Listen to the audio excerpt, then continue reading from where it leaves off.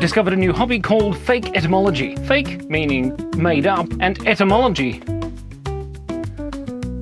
not the study of insects. I'll give you a few examples. As we all know, the word et means and in Latin. Etymology, of course, is the study of moles. Back in the olden days, you used to wonder what the origin of a word would be. And you would say, ask the mole, because moles were super intelligent back then before we ate them all. Because they lived underground and they soaked up all of the wisdom. Etymology, et-mole, which became the study of the origin of words because moles had all of the answers. So you would say and mole, and that evolved into etymology. Let's take another, fold. Now the word fold comes from the word F and the word old. Because when you look at yourself in a mirror, back in the olden days when language was being invented and mirrors were being invented, you would look in the mirror and you would see these folds.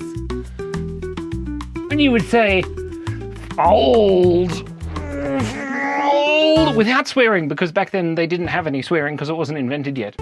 Old, that's what you would say. The next example is the word ocarina. Now this comes from a fabulous old romantic fairy tale about a man named Kevin and his girlfriend Karina. Back in the olden days, he invented the hamburger ocarina, the good old Kevin. And he used to sing, "Oh, Karina."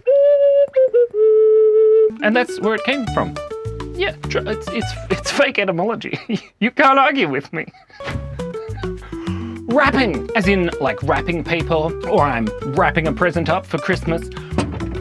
This word comes from an ancient Egyptian story about how the ancient sun god, Ra, would enclose things in bells as when he was giving gifts to those ancient Egyptian people. And that's where the ping comes from, because that's what the sound of the bell would make when he'd finished enclosing the present. So it would be Ra, ping, and then of course we added a W because English is ridiculous.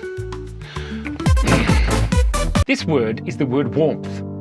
It has a P in it, but it doesn't have a P in it, like pterodactyl. Warmth. Try and say the word warmth without the P. Because it's gross and you need to change your pants. Okay.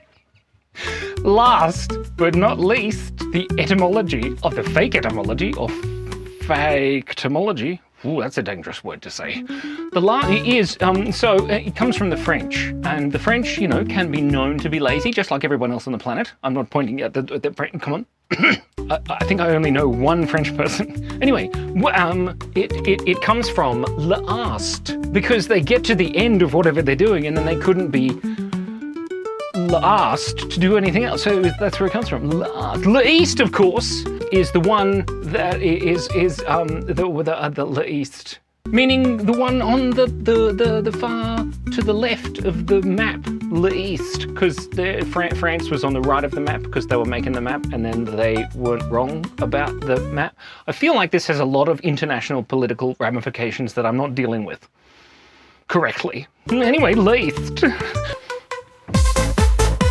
And there you are, just a few examples of fake etymology. Fake etymology, which is obviously not the study of made-up insects. I think that's entomology, isn't it? I don't know. That's the study of old tree people from The Lord of the Rings. Thank you so much for breathing. Remember, be kind, be curious, and stay awesome.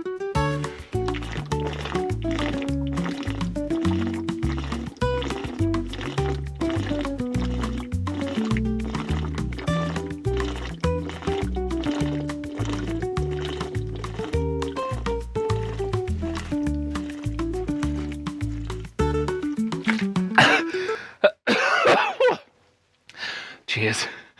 That's a lot of vodka.